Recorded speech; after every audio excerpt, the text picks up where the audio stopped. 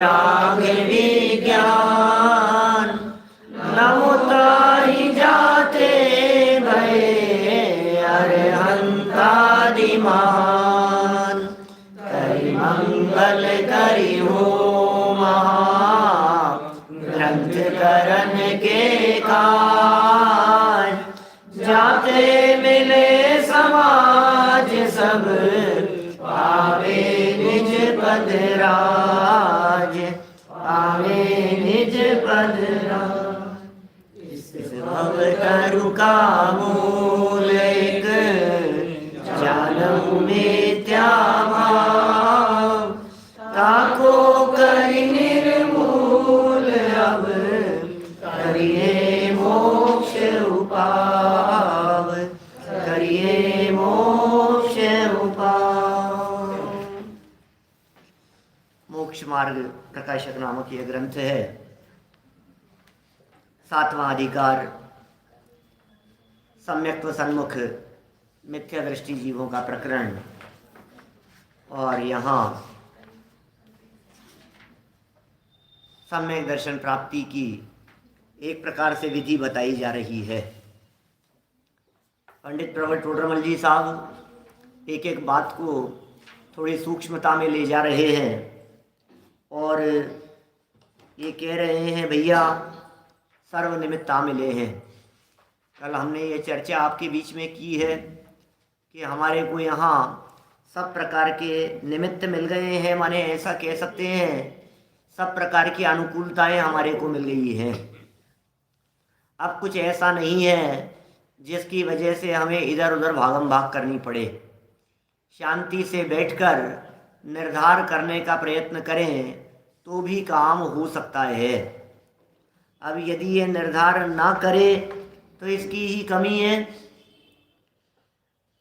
तो कहा इनमें तो इन सब बातों को बराबर समझना चाहिए और इनमें तो मेरा ही प्रयोजन भाषित होता है। ऐसी बातें कह दी थी कि इस पर्याय की स्थिति तो अत्यंत थोड़े काल की है। मुझे पता लगा कल अपन ने ये चर्चा की और कल भूकंप भी आया रात को। हाँ कितने रात को 10 साढ़े 10 बजे जयपुर में भूकंप भी झटका लगा है। तो मेरा कहने का मतलब ये है कि हम जो चर्चा कर रहे थे कि भैया स्थिति बहुत नाजुक है और क्या पता किसका काल कब आ जाए, समय कब पूरा हो जाए, हमें पता नहीं। दिल्ली में भी आया था, जयपुर में भी आया। अच्छा, तो कहने का मतलब ये देखिए जगत में तो भूकंप आ रहा है लेकिन बातों को सुनकर परिणामों में भूकंप नहीं आ रहा है। परिणामों में यदि थोड़ी सी धूजनी लगे तो इन बातों को समझने के बाद दर्शन मोह की प्रकृति में भूकंप आए बिना नहीं रहे।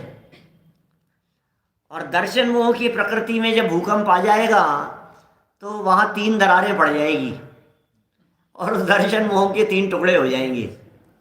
और दर्शन मोह के 3 टुकड़े हुए और समझ लो अपना तो काम हो गया और क्या चाहिए अपने। यही तो करने योग्य काम दिखाई देता है। देखिए क्या कह रहे हैं यहाँ कि साहब अब तो आकर के चला गया भूकंप। अरे जो कल आया था वो आज फिर आ सकता है क्या? ऐसा नहीं है, इस धोखे में मत रहना कि कल तो भूकंप आ गया था आज नहीं आएगा। माने देखो बात करते करते भी कैसा हो जाता है। मैंने आज बात की और आज ही भूकंप आ गया है। इस पर्याय की दुर्लभता के बारे में बताया और आज ही ऐसा हो गया। भैया मुझे तो इन बातों की खबर ही नहीं है कि इसकी स्थिति थोड़े काल की बची है। मैंने सच में हमें इस बात का बिल्कुल भरोसा नहीं है कि स्थिति थोड़े काल की बची है। मनुष्य गति के जीवों में सबसे बड़ा माइनस पॉइंट यही है कि इन्हें पता नहीं है कि हमारे पास में कितना समय और बचा है। माने वही स्थिति है डीजल पेट्रोल कौन से मोड़ पर आकर के खत्म हो जाए, रिजर्व में ही चल रही है गाड़ी ऐसा समझ लो। या रिजर्व सिस्टम है ही नहीं, इंडिकेशन है ही नहीं। और यदि इंडिकेशन मानो तो बालों का सफ़ेद हो जाना, चेहरे पे झुर्रियाँ पड़ जाना रिजर्व के संकेत है, ये सब रिजर्व के ये सब संकेत हैं कि अब गाड़ी कभी भी लुढ़क सकती है। लेकिन फिर भी क्या करें, पता ही नहीं है, इसको होश ही नहीं है बिल्कुल भी कि ये कर क्या रहा है, विचार विवेक ही नहीं है। देखिए, विचार कर जो उपदेश सुना हो उसके निर्धार करने का उद्यम किया। अब ये उद्यम क्या होता है, निर्धार करने के लिए किया जाने वाला प्रयत्न क्या होता है, उसे यहाँ समझा रहे हैं। बहुत सुंदर और मार्मिक विधि है। सम्यक्त्व सन्मुख मिथ्या दृष्टि जीव जिस प्रक्रिया से गुजरता है, क्या लो कोटा की सूचना की अभी भूकंप आया था, अब देखो आप अपने तो कल रात को आया है, कह रहे हैं अभी भूकंप आया है। अब ये तो स्थितियां कैसी हो जाती है अचानक, और एक बार झटके लगना शुरू हुआ तो फिर चलिए कोई बात नहीं, अब तो आगे बढ़ते हैं, अपन बोनस में जी रहे हैं सब लोग। 257 नंबर पेज देखिए, अंतिम पंक्तियां हैं। निर्णय करने के लिए क्या कह रहे हैं यहाँ, निर्धार माने होता है निर्णय। निर्णय कैसे करें, माने मुझे ऐसा लगता है कि टोडरमल जी ने अपने लाइफ के आधार पर अपना अनुभव सुन करके या देख करके ये बातें लिखी होगी। एक तो ये हो सकती है बात।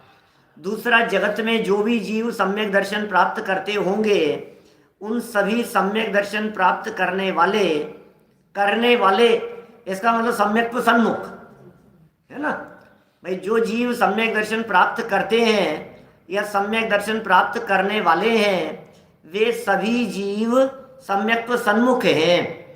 उन जीवों के सम्यक दर्शन के पहले क्या प्रक्रिया चलती है, आखिर प्रोसेस भी तो होगा कि नहीं। यदि समझ लीजिए आपको मकान बनाना है तो मकान बनने के जस्ट पहले उसका उद्घाटन होगा।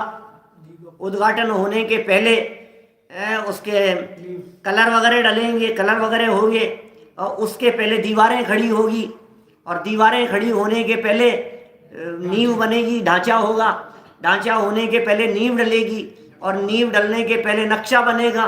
तो आखिर इस पूरी प्रक्रिया से, इस पूरे दौर से गुजरने के बाद ही तो वो मकान में शिफ्ट होंगे। आप नया बनाए तो ये पूरी प्रक्रिया इस तरह से गुजरी है ना।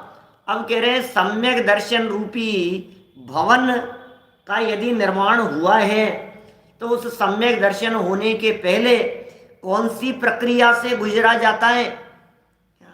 यदि आप उस प्रक्रिया से नहीं गुजरेंगे तो सम्यक दर्शन की प्राप्ति भूल जाओ आप, नहीं होगी। इसका मतलब सम्यक दर्शन की प्राप्ति के लिए प्रयत्नशील लोगों के लिए ये प्रकरण कितना महत्वपूर्ण है। सम्यक तो सन्मुख मिथ्या दृष्टि का प्रकरण हर व्यक्ति को गहराई से विचार करना चाहिए। हर आत्मार्थी व्यक्ति को, मोक्ष मार्ग में आगे बढ़ने वाले हर व्यक्ति के हृदय में ये बात आनी चाहिए, मैं किस स्टेप तक पहुंच गया, ये सम्यक दर्शन कौन सी प्रक्रिया से होकर के गुजरता है, मुझे इन बातों का निर्णय करना है। तो देखें जरा 257 पेज, अंतिम 3 लाइनें। वहाँ कहाँ, जहाँ निर्धार करने का उद्यम किया वहाँ का अर्थ कोई मंदिर में, वहाँ का अर्थ कोई तीर्थ क्षेत्र में, वहाँ का अर्थ कहीं किसी दूसरे आयोजन में, वहाँ का अर्थ आपके घर में, ऐसा नहीं है। वहाँ शब्द क्षेत्र सूचक नहीं है, वहाँ शब्द परिस्थिति सूचक है। उस परिस्थिति में, कौन सी परिस्थिति में कि उपदेश सुना, उसके निर्धार करने का उद्यम किया। ये जो ऊपर वाली लाइन थी कि इनमें मेरा ही प्रयोजन भाषित होता है, इसलिए अब कदम बढ़े, तो ये क्या कदम बढ़ाने हैं अपने को कि साहब मेरा ही प्रयोजन भाषित होता है, कदम बढ़ाओ। कि कदम बढ़ाने का मतलब उठना नहीं है और चलना नहीं है, निर्धार करने का उद्यम किया। वहाँ उस उद्यम में नंबर फर्स्ट उद्देश्य नहीं है, ध्यान दीजिएगा। उद्देश्य माने तो होता है प्रयोजन, उद्देश्य, आपका क्या उद्देश्य है? एम, लक्ष्य। आपका क्या उद्देश्य है, आप क्या करना चाहते हैं, वो तो होता है उद्देश्य। यहाँ उद्देश्य शब्द नहीं है, यहाँ है उद्देश्य। उद्देश्य नहीं, उद्देश्य। सेकंड पॉइंट है लक्षण निर्देश, लक्षणों की बात। और थर्ड पॉइंट है परीक्षा द्वारा उनका निर्धार होता है। किनका निर्धार होता है? कि हितकारी अहितकारी भावों का निर्धार होता है, प्रयोजनभूत मोक्ष मार्ग का निर्धार होता है, जीवादि तत्वों का निर्धार होता है, निज पर का निर्धार होता है। कैसे निर्धार होता है? कि इन तीन बातों से। ये स्टेप है अपनी लाइफ में देखना। मैं सारे नए लोगों से कहना चाहता हूँ, जो नए नए लोग जुड़े हैं, जो नए नए लोग इन बातों को अभी पहली पहली बार सुन रहे हैं, समझ रहे हैं, मैं उनसे कहना चाहता हूँ आप इनमें जरा तीन बातों को देखिए। नंबर 1 उद्देश्य, नंबर 2 लक्षण निर्देश, और नंबर 3 परीक्षा। इनसे होगा निर्धार, इनसे होगा निर्णय। ये निर्णय इस तीन प्रक्रिया से होकर के गुजरता है। इसलिए पहले क्या करें? बोले साहब उद्देश्य क्या चीज है ये समझाओ। उद्देश्य क्या है? सात्विक तीन बातें याद रखनी है, उद्देश्य, लक्षण निर्देश और परीक्षा। इन तीन बातों को याद कीजिए। तो उद्देश्य माने क्या है? सबसे पहले तो उनके नाम सीखे, वह उद्देश्य हुआ। क्या पहले नंबर पर क्या काम करना है? नाम सीखे, वो उद्देश्य हुआ। तो नाम सीखे कि नहीं सीखे? जिन जीवों ने अभी तक अपनी लाइफ में 7 तत्वों के नाम नहीं सीखे हैं, 6 द्रव्यों के नाम जिन्हें पता नहीं है, हम उनसे कह रहे हैं सबसे पहले तो आप 6 द्रव्य 7 तत्व के नाम सीखो। अरे क्या दम है, क्या क्या काम करना है, में क्या फर्क पड़ता है? नहीं भाई साहब, आप इनके नामों को जानिए। सेकंड स्टेप बनता है नाम के साथ साथ में उनके लक्षणों को जानिए। माने नाम याद करने की भी कितनी अहमियत है। ये कहते हैं मुझे क्या करना है नाम याद करके, मैं क्या करूंगा याद करके? कि नहीं, सब फर्स्ट स्टेप है याद करो। 47 शक्तियों के नाम याद करो। हम क्या करेंगे सब? अरे याद वाद करने में क्या, याद तो भाव समझ लो। नहीं, याद करो। अरे यार आप बिना मतलब की चीज में मत उलझाओ। पंडित जी आप तो सुनाते हो, हम सुनते हैं, अच्छा लगता है, बस फिर उठ करके अपना काम कर लेते हैं। अपन अपने को बस सुनना अच्छा लगता है। अरे सुनने से काम नहीं चलेगा, थोड़ी मेहनत करनी पड़ेगी। मैं नहीं समझता हूं कि सभा में ऐसे लोग भी होंगे जिन्हें 7 तत्व 6 द्रव्य के नाम याद नहीं हो। क्या ये तो सबको याद होंगे। मैंने एक चीज और बता दी है, 47 शक्तियों के नाम भी याद करने हैं, 9 तत्व के नाम भी याद होने चाहिए। कर लिए क्या? हैं? बहुत बढ़िया, सबको होने चाहिए। क्या चावड़ा जी सब? क्या सबको याद होने चाहिए? 6 द्रव्य, 7 तत्व, 5 पाप, 4 कषाय, 7 व्यसन, ये सब मोटी मोटी चीजें हैं। 14 गुणस्थान, 11 प्रतिमाएं, इन सब के नाम हमारे को मोटा मोटा पता होना चाहिए। 4 गतियां, 8 कर्म, ये तो पता हो अपने को। बंधन, 4 प्रकार का बंधन, प्रकृति, प्रदेश, स्थिति, अनुभाग। अरे भाई पहला काम है नाम याद करो। पहला काम है बच्चों को ये सब बातें याद कराओ। अरे क्या होता है इससे? क्या होता है कि नहीं नहीं बहुत जरूरी है, इन्हें गिनती याद कराओ। क्या कैसे गिनती याद कराओ? 1 क्या क्या चीजें हैं हमारे यहाँ जैन शासन में, 2 क्या क्या हैं वो सब याद कराओ। संसारिणो मुक्ताश्च, संसारिण स्त्रस स्थावरः, ये 2 क्या क्या हैं वो याद कराओ। 3 क्या क्या हैं? रत्नत्रय, सम्यक दर्शन, सम्यक ज्ञान, सम्यक चारित्र। आपको पता है इन सब शब्दों को याद करना क्यों जरूरी है? कि जब आगे प्रकरण चलेगा, जब विषय चलेगा, जब बातों को समझा और समझाया जाएगा, तब वो शब्द सुने हुए होंगे, तब भाव भाषण होने के चांस हैं। छह द्रव्यों से भिन्न, छह द्रव्यों में मैं एक जीव द्रव्य हूँ, सात तत्वों में मैं जीव तत्व हूँ, नव तत्वों में छिपी हुई जो ज्ञान ज्योति प्रकटाएंगे, चैतन्य ज्योति अंदर में मौजूद है, नव तत्वों से भिन्न। अब कौन से नव तत्व यही पता नहीं है, अपनी शक्तियों का ही पता नहीं है। तो ये सब करना पड़ेगा हमारे को, थोड़ी सी मेहनत करनी पड़ेगी अपने आप को और बच्चों के साथ में। बच्चों के साथ तो बहाना है कि उसके साथ साथ में अपने को भी हो जाता है। क्या क्या अरुण जी साहब, अपने पोते पोतियों को याद कराना है क्या? मैं ये तो कह नहीं सकता कि आपको करना है।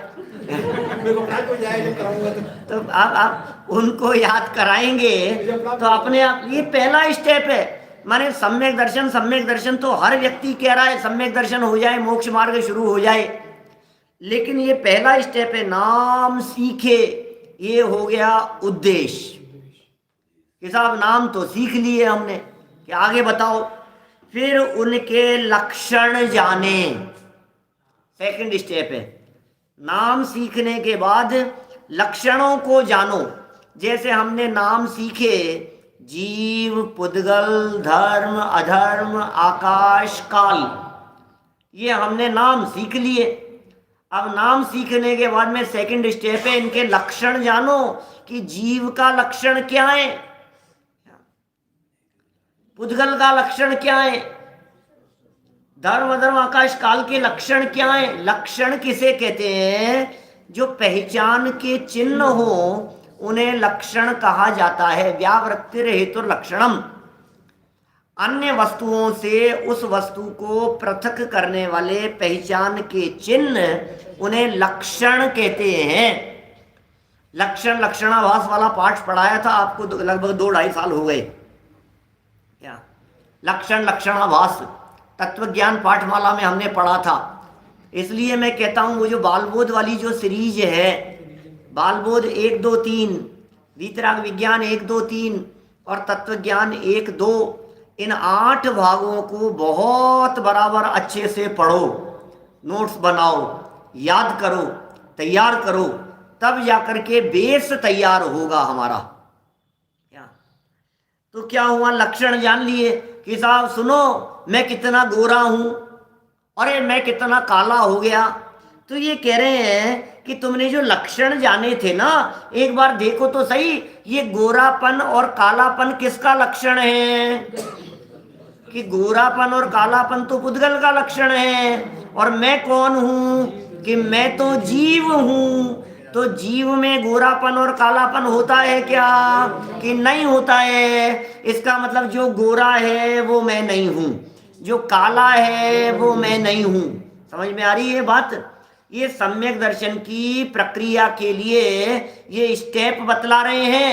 क्या माने नाम सीखे, और ये जरूरी है। कोई व्यक्ति ये कहे अरे जब होना होगा तब हो जाए, ऐसा नहीं है। क्या ये प्रयत्न है, ये पुरुषार्थ है, ये प्रक्रिया है, ये विधि है। जिस तरह से आप बिजनेस शुरू करने के पहले बिजनेस संबंधी सारी बातों को जानते हैं, समझते हैं, डायरेक्ट दुकान खोलकर नहीं बैठते हैं शटर ऑन करके, माल कहाँ से आएगा, माल कहाँ जाएगा। क्या समझ में आ रही है बात? काम तो 5 लब्धियों पूर्वक ही होगा, 5 समवाय पूर्वक ही होगा है, लेकिन 5 समवायों में प्रमुख कौन है ये बताओ? स्वभाव, पुरुषार्थ, निमित्त, होनहार, काल लब्धि। मुझे मालूम है आपको ऐसा लगता है कि काम तो 5 समवाय पूर्वक होगा, बिना काल आए थोड़ी ना हो जाएगा, सब जब आना होगा तब हो जाएगा, जब होना होगा तब हो जाएगा। लेकिन इन 5 में पुरुषार्थ को जिनागम में प्रमुख किया है, जनवाणी में। अंतिम 9वें अध्याय में पुरुषार्थ से मोक्ष प्राप्ति वाला प्रकरण कहा है। क्या वहां कहा है कि पुरुषार्थ करो। अब पुरुषार्थ क्या चीज है वो पुरुषार्थ सिखा रहे हैं यहाँ। बुद्धिपूर्वक प्रयत्न क्या है? जिस तरह से आप रोटी बनते समय यह नहीं सोचते हो, बनाने के पहले विचार करते हो ना, और उसके लिए पूरे साधन जुटाते हो। ऐसा थोड़ी ना कि जब बननी होगी तब बन जाएगी, जो बननी होगी तो बन जाएगी, ऐसा थोड़ी ना सोचते हो। आपको जो बनानी होती है, जो डोसे बनाने बहुत दिन से नहीं बने क्या, तो यदि आपको बनाने हैं तो आपको उसके लिए तैयारी होती है कि नहीं होती है? पहले विकल्पों में आता है, फिर तैयारी होती है, फिर उसके लिए साधन जुटाए जाते हैं, सारी प्रक्रिया उस तरह से होती है। जो भी बनाने हो आपको, अभी अभी मैं ये कह रहा हूँ, अभी ये सारी, अभी आप वहाँ ये तर्क लगाओ जो होना होगा नहीं है भाई साहब, बुद्धिपूर्वक आपको नाम सीखने पड़ेंगे। जिस व्यक्ति ने, अभी मनुष्य गति के जीवों की चर्चा चल रही है, क्या मनुष्य गति के जीवों की बात चल रही है? क्योंकि मुझे मालूम है जब ऐसे सम्यक दर्शन की प्रक्रिया और विधि की बात चलती है तो आप बहुत सारे लोग ये कह देते हैं कि त्रियंच गति के जीवों ने कौन से नाम सीखे। पंडित जी, आपकी बाल बोध उनको भी पढ़ाई थी क्या? नरक में कौन पढ़ाता है? 7 तत्वों के नाम कौन नरक में जाकर के याद कराता है? 6 द्रव्यों के नाम वहां कौन जाकर के याद कराएगा?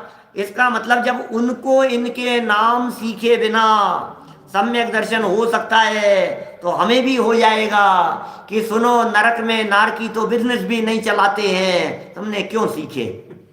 क्या कैसे चलाना है, माल कहाँ से खरीदना है, कहाँ बेचना है, कैसे हिसाब किताब रखना है, एक एक चीज को बारीकी से, कौन कौन सी रिटर्न भरनी है, इनकम टैक्स की अलग जाएगी, जीएसटी की अलग जाएगी, सेल टैक्स की अलग जाएगी, कहाँ कहाँ की रिटर्न जाती है, कब कब दी जाती है, कब कब ऑडिट होता है, क्या होता है, एक एक बात को समझता है कि नहीं, उसमें अपना उपयोग लगाता है, बुद्धि लगाता है, प्रयत्न करता है, बिल काटना जरूरी है, टैक्स लगाना जरूरी है, इसका ये जरूरी है, इनको पेमेंट किया, इनका टीडीएस काटना जरूरी है, इतना % टीडीएस कटेगा, सारी बातों को समझता है कि बिना समझे कर देता है? तो क्यों समझ रहे हो आप? क्योंकि आपको बिजनेस अच्छे से करना है, क्योंकि आपको नुकसान नहीं हो, क्योंकि आपको प्रॉफिट हो, इसलिए ये सब काम करता है। ये कह रहे हैं यहां क्यों नहीं बुद्धि लगाता है? दुनियादारी से बुद्धि हटाओ, क्या व्यर्थ की बातों को याद करने में अपना उपयोग मत लगाओ, क्या न्यूज़पेपर की बातों को, टीवी की बातों को, सीरियल की बातों को, कौन से एक्टर का क्या नाम है, किसका क्या है, किसकी कितनी उम्र है, किसके साथ में क्या हुआ, कौन कहाँ का रहने वाला है, तो काय में बुद्धि लगा रहा है? कौन सा प्लेयर है, किसने कब कितने रन बनाए थे, किसने कौन सा रिकॉर्ड बनाया था, किसने किसका रिकॉर्ड कब तोड़ दिया था, है क्या क्या है? काय में बुद्धि लगा रहा है? तो किस चीज को याद कर रहा है? ये सब बातें याद करने में बुद्धि लगी रहती है। देखते हैं अपन तो समाज में, यार दोस्तों में, रिश्तेदारों में, बच्चों में, सब में ऐसी प्रवृत्तियां। अरे भाई, अपने उपयोग को बचाओ, प्रयोजनभूत चीजों को याद करने में अपने उपयोग को लगाओ, क्या जिनसे आपका प्रयोजन भाषित होता हो। ये टोडरमल जी साहब की जो पहली लाइन है, ये जो ऊपर 2 लाइन पहले लिखा, इनसे तो, इनमें तो मेरा ही प्रयोजन भाषित होता है। 2 प्रयोजन नहीं हो सकते एक व्यक्ति के। आपका प्रयोजन यदि सम्यक दर्शन प्राप्त करना है तो आपका प्रयोजन पैसा कमाना नहीं हो सकता। नक्की करो आप क्या करना है। सुनो, अरे पैसा कमा रहे हो चाहे सम्यक दर्शन के लिए लग रहे हो, पीछे ये सिद्ध करके आए हैं प्रत्येक जीव का प्रयोजन एकमात्र सुख प्राप्त करना होता है, दूसरा प्रयोजन नहीं होता। एकमात्र सुख प्राप्त करना होता है जीव का प्रयोजन, दूसरा कोई प्रयोजन ही नहीं है। आप क्या चाहते हो? कि सुखी होना चाहते हैं। अब प्रॉब्लम ये है कि सुखी होने के नाम पर दुनिया भर की उठापटक में समझ लिया कि शायद इससे सुखी हो जाऊंगा, शायद इससे सुखी हो जाऊंगा, शायद इससे मार्ग मिल जाएगा, इसमें मजा आ जाएगा। ये गड़बड़ हो रही है सारी। तो 2 स्टेप हुए यहां। पहला स्टेप नाम सीखे और दूसरा स्टेप लक्षणों को जाना। 2 स्टेप। आपने यदि लक्षण नहीं जाने हैं, यदि गड़बड़ी हो रही है, तो इसका मतलब लक्षण बराबर नहीं समझे, लक्षणों को बराबर जानो।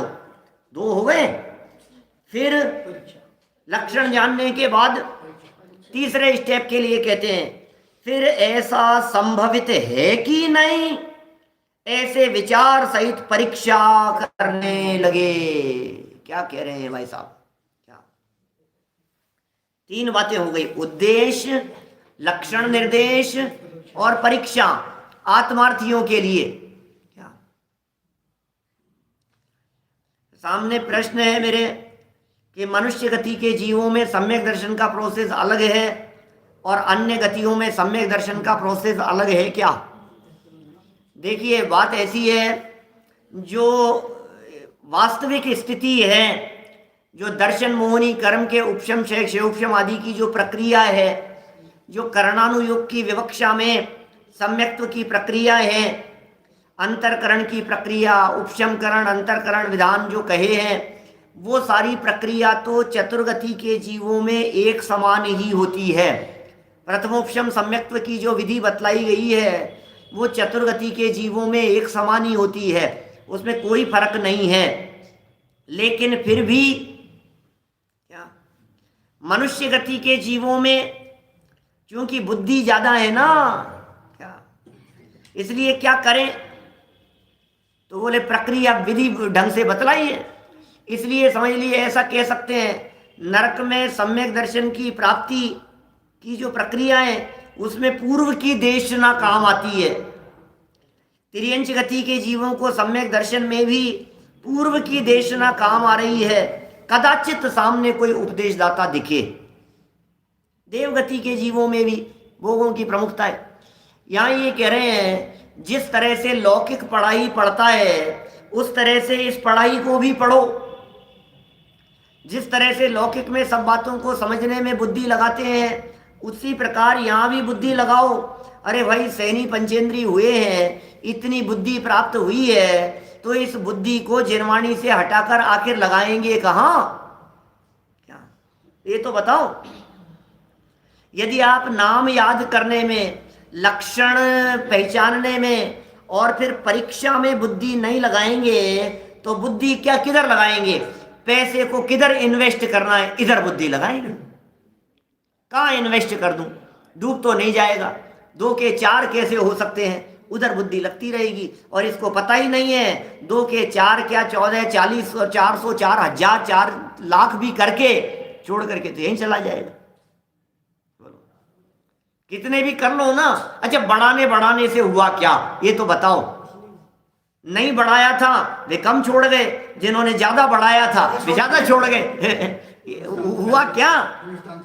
क्या गुणस्थान तो पहला ही रहा। देखिए बात क्या कह रहे हैं यहाँ, वापस 3 लाइनें वहां उद्देश्य, पेज नंबर 257, अंतिम 3 लाइनें। वहाँ उद्देश्य, लक्षण, निर्देश और परीक्षा द्वारा उनका निर्धार होता है। थोड़ी थोड़ी बातें वहाँ भी होती है। तिर्यंच आदि गतियों की जो बात कही है ना ये जैन साहब, वो तिर्यंच आदि गतियों में वो ये जो है ना निर्धार वाली स्थिति, ये तो वहाँ भी होती है। और उद्देश्य नहीं होता क्योंकि नाम सीखने की बात वहाँ नहीं है। लक्षण निर्देश वाली बात, लक्षणों को पकड़ में आते हैं उनके भी, और निर्णय होता है, परीक्षा करते हैं वे भी। परीक्षा पूर्वक ही उन तिर्यंच गति के जीवों को भी भाव भाषण होता है।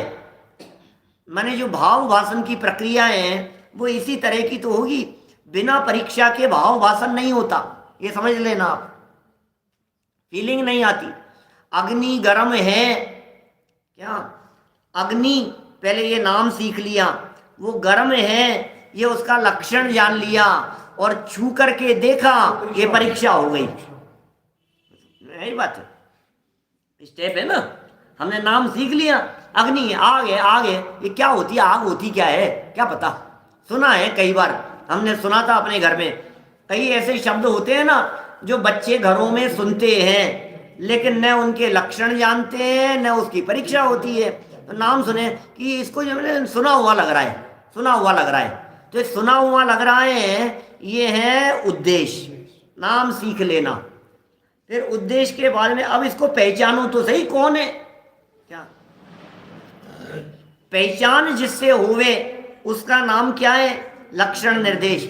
घर में कितने लोगों की बात चलती है, कभी कभी बड़े बड़े लोगों की चर्चाएं चलती है। हाँ नाम तो सुना हुआ है। आप जानते हैं रामनाथ कोविंद कौन है? क्या पता नाम कोविंद कौन है? नाम तो सुना हुआ है क्या? तो नाम सुना हुआ है, फिर इसके बाद में क्या किया गया? अब उसको पहचानो। अरे अच्छा क्या, ये तो राष्ट्रपति है क्या? तो ये क्या किया आपने? तो तुरंत उसके लक्षण जान लिए, अच्छा ऐसे। फिर अच्छा राष्ट्रपति है, अब ये क्या हुआ? ये लक्षण भी जान लिए। अब परीक्षा क्या होती है?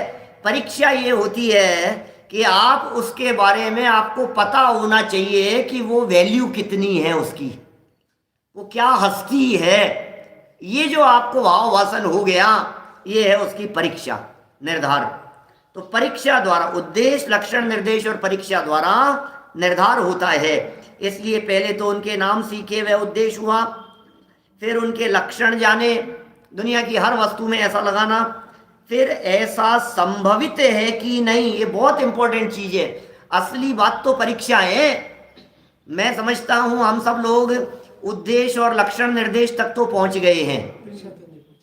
क्या हमें 6 द्रव्यों के नाम भी पता है, हमें 7 तत्वों के नाम भी पता है, हमें 6 द्रव्य और 7 तत्वों के संबंध में नाम और उनकी परिभाषाएं ये सब रट गई हैं।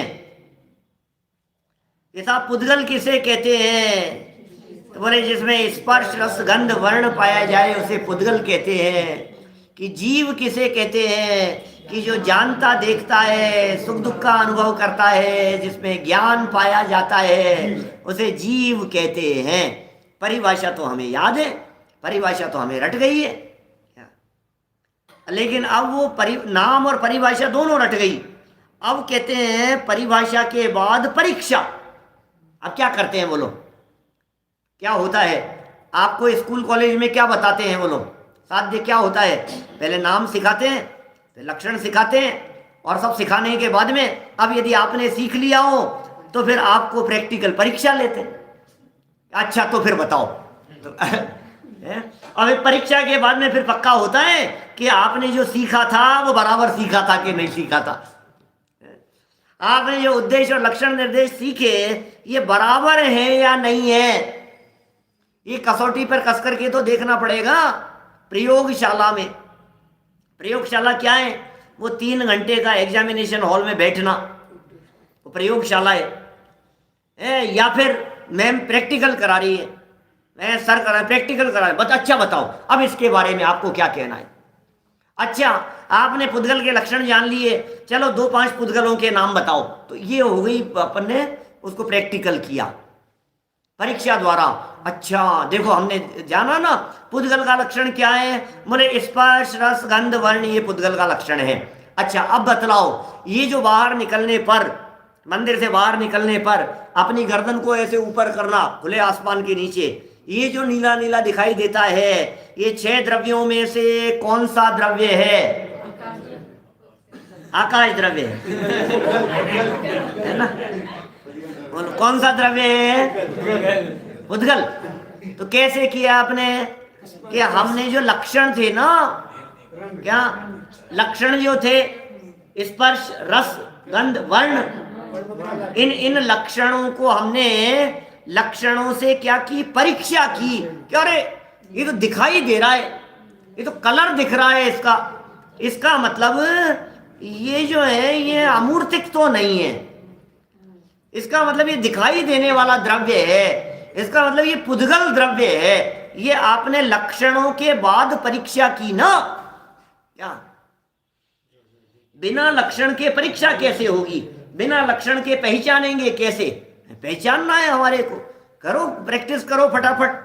तो फिर उनके लक्षण जाने और ऐसा संभवित है कि नहीं, कैसा संभवित है कि नहीं, ये निर्णय करो विचार सहित कि यार ये जो दिखाई देता है ये आकाश नहीं है, ये पुद्गल है, ऐसा बताया था, अब ये संभवित है या नहीं है? जीव तो मरता ही नहीं है, ऐसा संभवित है या नहीं है?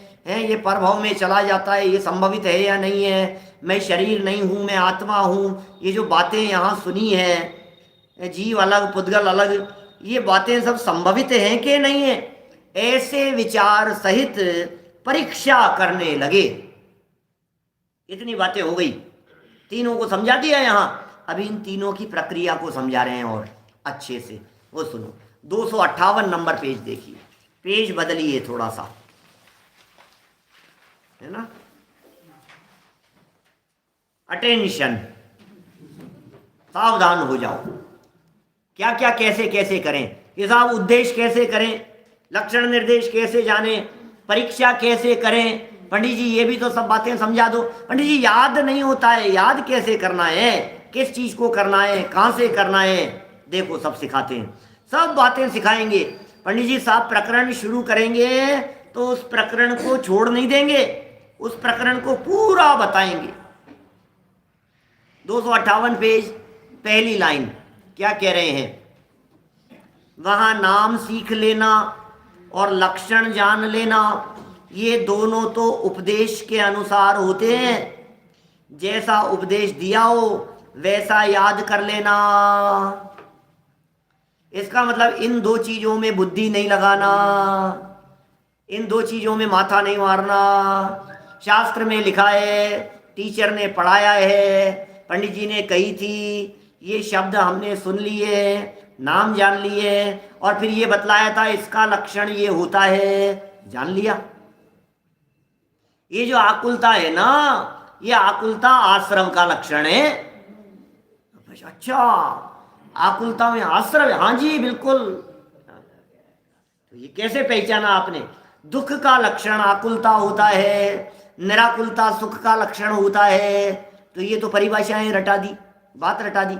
पाप किसे कहते हैं, कषाय किसे कहते हैं, जो आत्मा को कसे अर्थात दुख दे उसे कषाय कहते हैं। परिभाषा तो रटा दी, बिल्कुल रटना, परिभाषाएं हूबहू रटना है, इनमें कोई दिमाग नहीं लगाना, कोई बुद्धि नहीं लगानी, कुछ नहीं करना है। जैसा जैसा कहा गया है वैसा वैसा रटते चले जाओ। अरे साहब रटने से नहीं, रटनी पड़ेगी आपको, रटनी पड़ेगी। समझ में आ रही है बात। बीच में कुछ पद्धति इस तरह की चलने लग गई थी शिक्षा पद्धति में, रटाओ मत समझाओ, रटो मत समझो। लेकिन अभी फिर टेक्नोलॉजी में टेक्निक बदल रही है, ऐसा चल रहा है। जो एक्सपर्ट लोग हैं वे कहते हैं कि आप समझो तो सही लेकिन रटो, ये जरूरी है।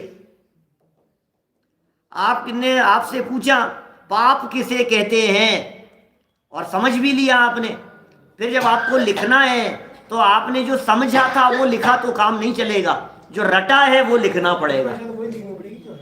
समझ में आ रही है बात। आपको बिल्कुल बुकिश लैंग्वेज जो है वही आपको रटनी पड़ेगी, वही परिभाषा आपको याद करनी पड़ेगी।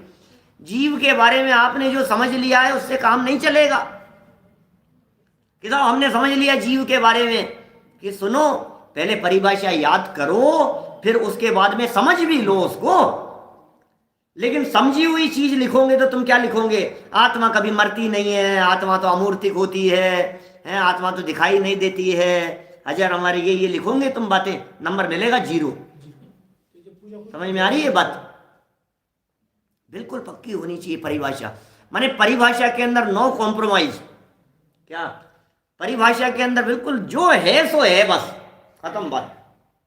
आपको लक्षणों के संदर्भ में सर्वार सिद्धि बहुत उत्कृष्ट ग्रंथ है, अपन ने बहुत पहले चलाया था, यहाँ 2005 के आसपास चला था अपना, 2004 5 6 1 2 2.5 साल 3 साल वो सर्वार सिद्धि चला है अपना यहाँ पर, तत्वार सूत्र की टीका, यहीं इसी सभा में बैठ करके।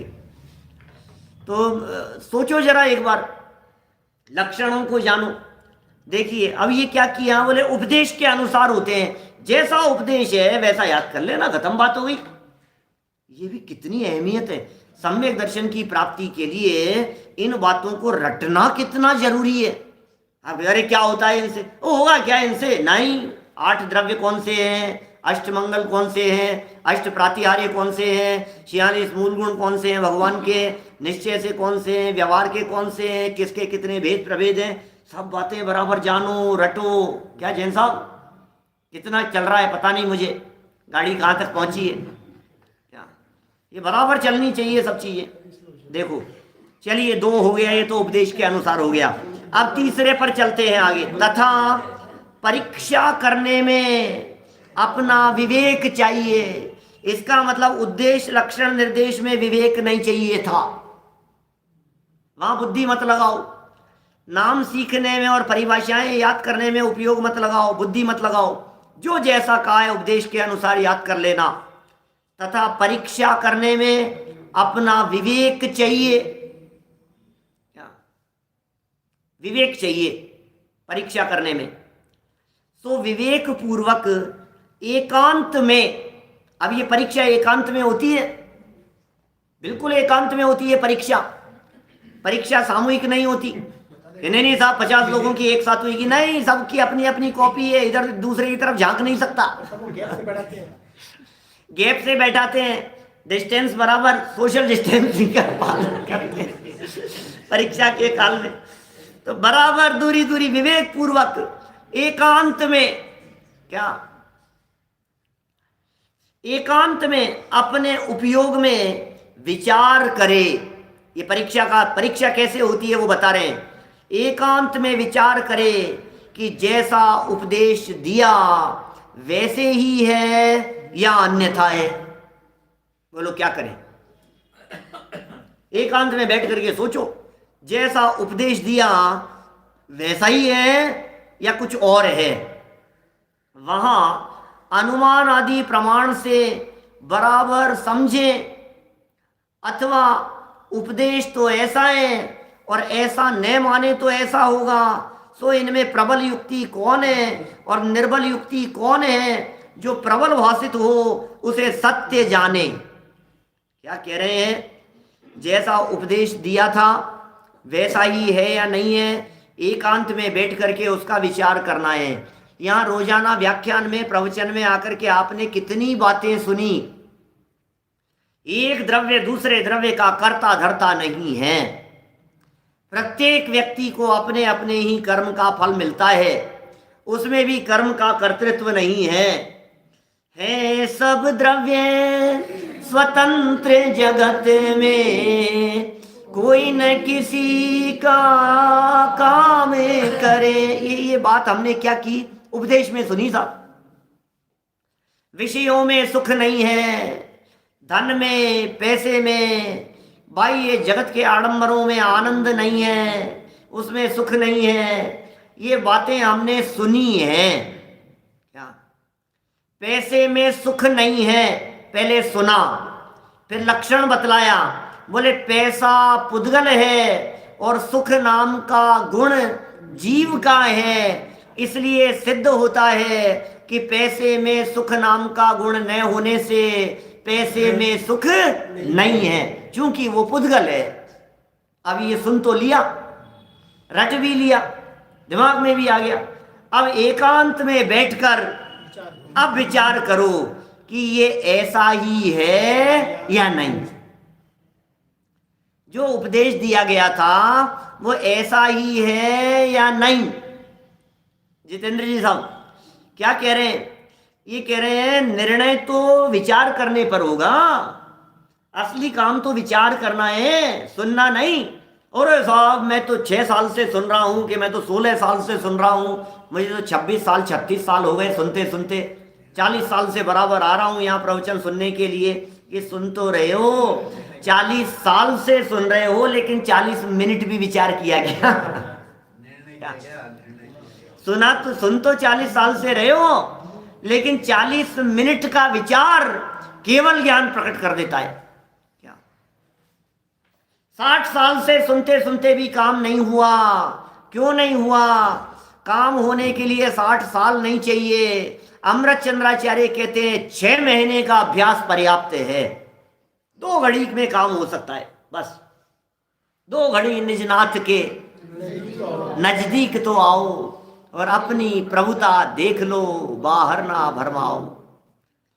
2 घड़ी निजनाथ के नजदीक में आओ,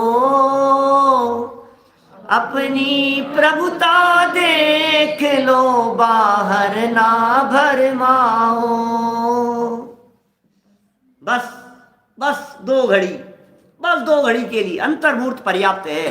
रोजाना इतना समय निकालो 2 घड़ी अपने पास में आने के लिए, इतना समय निकालो। जितना दौड़ते हो उतना दूर जाते चले जाते हो, जितना बिजनेस, व्यापार, घर गृहस्थी, परिवार, समाज, दुनियादारी में लगे रहते हो, उतना अपने से दूर जाते चले जाते हो। थोड़ा सा समय निकालो और अपने आप को जानने और समझने का प्रयत्न करो। बस 2 घड़ी में काम हो जाएगा, इससे ज्यादा समय नहीं चाहिए। 2 घड़ी में क्या हो सकता है भाई साहब?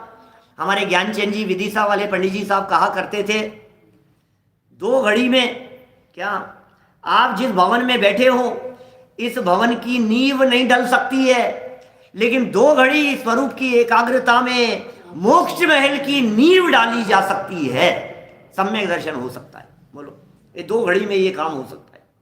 इस भवन की नींव नहीं डल सकती क्या? और 2 घड़ी में, अभी यहाँ बैठे बैठे 2 घड़ी में आपके नींव डल जाएगी, सम्यक दर्शन हो जाएगा, वेद विज्ञान हो जाएगा। इतना काम हो सकता है। कितनी पावर है 2 घड़ी में। ये काम तो करना पड़ेगा। कैसे विचार करें, कैसे निर्णय करें, कैसे निर्धार करें, कैसे सूक्ष्मता में जाएं, निर्णय कैसे किया जाए, निर्णय करने की विधि क्या है, निर्णय करने की प्रक्रिया क्या है, निर्णय गलत हो जाएगा तो क्या होगा। अरे ये बड़ी सुंदर ढंग से ये पंडित जी साहब ने 1-2 पेज में इन्हीं बातों को बतलाया है। 1-2 दिन अभी यही प्रकरण चलेगा, निर्धार के संदर्भ में ही, निर्णय के संदर्भ में ही। तो हम सबको आज जितनी बात कही है कि जो बात पहले तो हमने नाम सीख लिए, लक्षण जान लिए, ये तो उपदेश के अनुसार, माने जो भी बातें उपदेश में सीखी हो, जो भी बातें प्रवचन में सुनी हो, उसके बाद टोडरमल जी ने कहा एकांत में अपने उपयोग में विचार करे। ये काम हमारे को करना है। आज से ही शुरू कर दीजिए एकांत में बैठना और अपने उपयोग में निर्णय करने का प्रयास करना। फिर इस निर्णय करने में क्या क्या चैलेंजेज आएंगे, इस निर्णय करने में क्या क्या बातें हो सकती है, वो सारी बातें पंडित जी साहब नीचे बताएंगे, जिसकी चर्चा हम कल यथा समय करेंगे। अभी की बात को यहीं विराम देते हैं। कल का एक विशेष कार्यक्रम था, सुबह तो यथावत है ही, शाम को भी यथावत है। कल शाम को भी सूचना दी थी, रात को 8 बजे जो प्रवचन यथावत चलता है वो यथावत चलेगा ही। 9 बजे से एक आचार्य कुंद जन्म दिवस के अवसर पर, कल संडे है इस वजह से रात को 9 बजे यहीं यूट्यूब पर आपके लाइव आप सुन सकेंगे। इंटरनेशनल प्रोग्राम है, उसमें 6 मुख्य वक्ता लोग हैं। एक वक्ता है समझ लीजिए आप अमेरिका से, एक है यूके से, एक है कनाडा से, एक वक्ता है स्विट्जरलैंड से, एक है न्यूजीलैंड से, एक है नैरोबी से। तो 6 मुख्य वक्ता अलग अलग देशों से हैं और एक हम यहाँ इंडिया से रहेंगे ही। तो ये बहुत अच्छा कार्यक्रम आचार्य कुंद के संबंध में, उनका जीवन दर्शन आदि रात को 9 बजे शुरू होगा, सभी देशों के समय को अनुकूल रखते हुए। तो रात का प्रवचन तो 8 बजे यथावत है ही, 9 बजे ये विशेष कार्यक्रम है। आप लाभ लेवें और औरों को भी सूचित करें। अभी जनवाणी मैं ज्ञानानंद स्वभावी हूँ, मैं ज्ञानानंद स्वभावी हूँ, मैं हूँ अपने में स्वयं पूर्ण पर की मुझ में